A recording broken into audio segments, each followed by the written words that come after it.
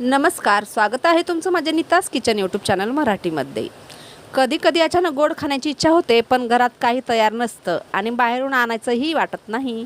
अशा वेळी अगदी घरात नेहमी उपलब्ध असणाऱ्या साहित्यापासून काही मिनिटात तयार होणारी ही स्वादिष्ट गोड मिठाई नक्की करून पहा। ही मिठाई बनवायला खूपच सोपी आहे, कमी साहित्य लागते, कमी वेळात तयार होते आणि चव अशी एकदा खाल्ली की पुन्हा पुन्हा बनवावीशी वाटेल।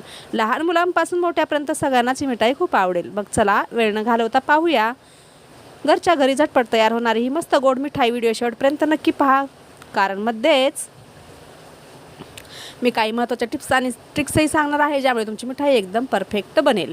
तर सर्वात आधी इथे मी 2 वाटी मैदा घेतलेला आहे। आता ही मिठाई तुम्ही गव्हाच्या पिठापासून सुद्धा बनवू शकता। मी इथे मैदा घेतलेला आहे, तुम्हाला गव्हाच्या पिठाची बनवायची असेल तर तुम्ही गव्हाच्या पिठाची बनवू शकता। तर इथे मी 2 वाट्या मैदा घेतलेला आहे, त्यामध्ये एक मोठी पळी तेल टाकलं, चिमूटभर मीठ टाकलं आणि पहिले आपल्याला छान असं हे पीठ मिक्स करून घ्यायचं। अशा प्रकारे बघू शकता, हाताने छान असं तेल आणि पीठ मिक्स करून घ्यायचं ना, असं बघायचं। असं झालं तर पीठ रेडी आहे। आता याच्यामध्ये थोडं थोडं पाणी टाकून या पिठाचा आपल्याला घट्टसर असा गोळा मळून घ्यायचा। तर बघू शकता मी पिठाचा छान घट्टसर गोळा मळून घेतलेला आहे आणि आता याचं काय करायचं मी पुढे सांगतेच। तर खूप साधी सोपी रेसिपी आहे, नक्की करून बघा। आता आपल्याला साखरेची चाचणी बनवायची आहे, तर तोपर्यंत आपण पीठ रेस्टला ठेवूया। तर इथे 1 वाटी साखर टाकून अर्धी वाटी पाणी टाकायचं आहे आणि आपल्याला याची घट्टसर चाचणी नाही बनवायची, साखर वितळेपर्यंतच आपल्याला हा पाक शिजून घ्यायचा। आता याच्यात तुम्ही केसर टाकायचं असेल तर केसरसुद्धा थोडंसं टाकू शकता। तर इथे मी 2 ते 3 इलायची सोलून याच्यात टाकत आहे। तुमच्याकडे इलायची पावडर असेल तर तुम्ही ते सुद्धा टाकू शकता।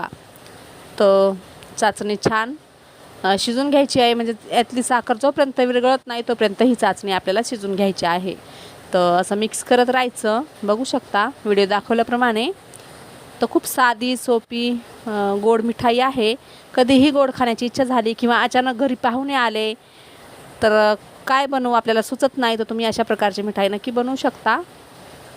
तर इथे पाक रेडी झालेला आहे, बघू शकता अशा प्रकारे आपल्याला पाक पाहिजे याचा, जसं आपण गुलाबजामुनला बनवतो त्या प्रकारे। तर इथं गॅस करायचा बंद, थोडंसं चिकट झालं की पाक झालेला आहे समजून जायचं। तर गॅस बंद करून आता आपल्याला पुढची प्रोसेस करायची आहे। आता इथे आपल्याला एक साठा तयार करायचा आहे। तर त्याआधी मी 1 चम्मच तूप घेतलं आणि 1 चम्मच तेल, तुम्ही नुसतं तूपसुद्धा घेऊ शकता किंवा तेलसुद्धा घेऊ शकता। आणि 2 चम्मच मी याच्यात मैदा टाकून घेतला आणि आपल्याला याचा साठा तयार करायचा आहे।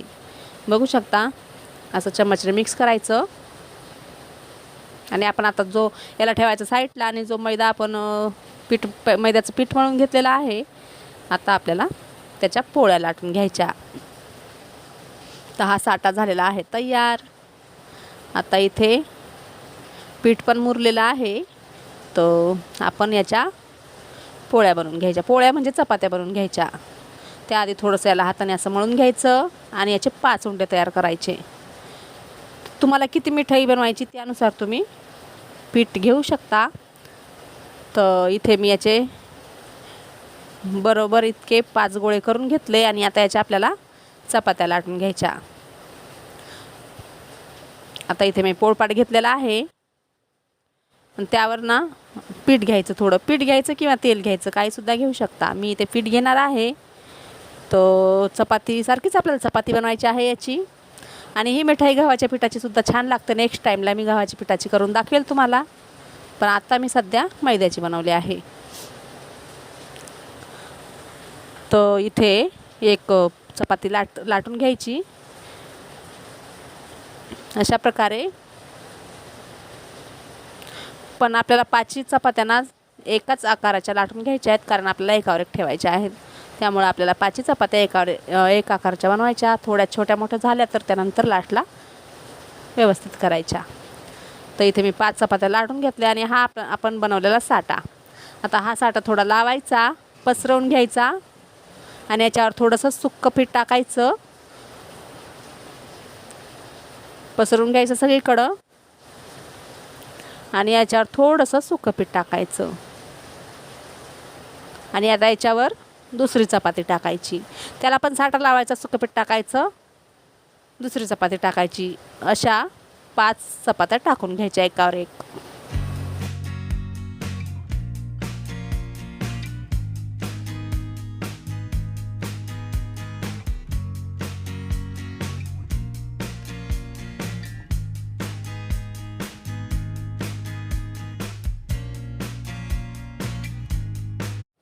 आणि अशा प्रकारे मी एकावर एक असा 5 चपात्या लाटून वरती थोडा साठा टाकून आता थोडंसं वरती पीठ टाकून अशा प्रकारे आपल्याला याचा रोल बनवून घ्यायचा. बघू शकता. आणि रोल हाताने असा थोडा प्रेस करायचा, म्हणजे याला थोडंसं लांबवायचं.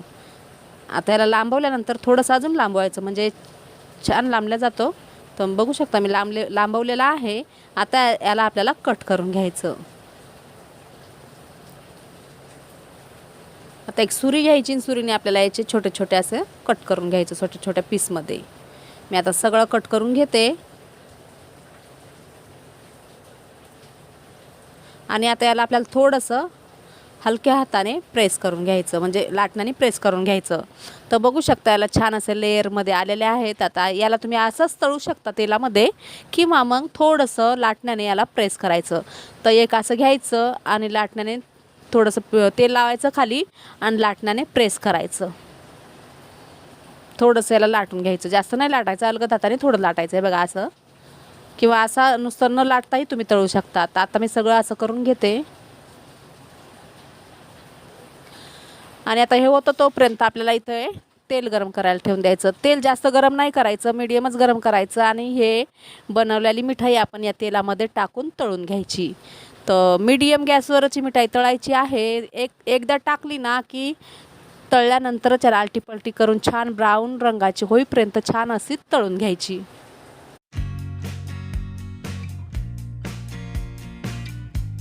बघू शकता तळल्यानंतर हे आपोआप वरती यायला सुरुवात होते आणि याची लेअर पण किती छान सुटत आहे.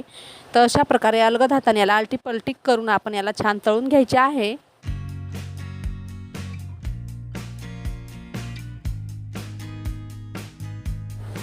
आता हे बघू शकता तळलेली आहे. तर आपण याला एका झाऱ्यामध्ये काढून घेऊया. आणि काढून छान तेल नितळून घ्यायचं. आणि त्यानंतर आपल्याला याला जी बनवलेली साखरेची चाचणी आहे ना त्यामध्ये टाकून मिक्स करून काढून घ्यायचं. तर इथे मी आलटीपलटी करून काढून घेते. तर खूप साधी सोपी रेसिपी आहे आणि पटकन होणारी रेसिपी आहे. नक्कीच करून बघा. आणि अगदी घरातल्या साहित्यात होणारी रेसिपी आहे. तर बघू शकता याचे लेअर छान सुटलेले आहेत. तर आता मी याला सगळं काढून घेते आणि मी अशाच प्रकारे आता जे राहिलेले आहे ते करून घेते. दिसायलाही छान दिसतं आणि चवीलाही तेवढं छान लागते ही मिठाई. तर आता बाहेरून आणण्यापेक्षा घरीच असं करून बघा आणि खाऊन बघा. तर मिठाई इथे तळून झाली आहे. आता आपल्याला याला साखरेच्या पाकामध्ये टाकून घ्यायची. तर इथे मी जे बनवलेला साखरेचा पाक आहे तो थोडासा गरम करून घेतला. तो थंड झाला होता म्हणून काय करायचं आपल्याला थोडंसं गरम करून घ्यायचं. इथे मी थोडा गरम करून घेतला आणि त्यामध्ये या तळलेल्या मिठाई टाकून घ्यायच्या आणि थोडं मिक्स करायचं. बघू शकता.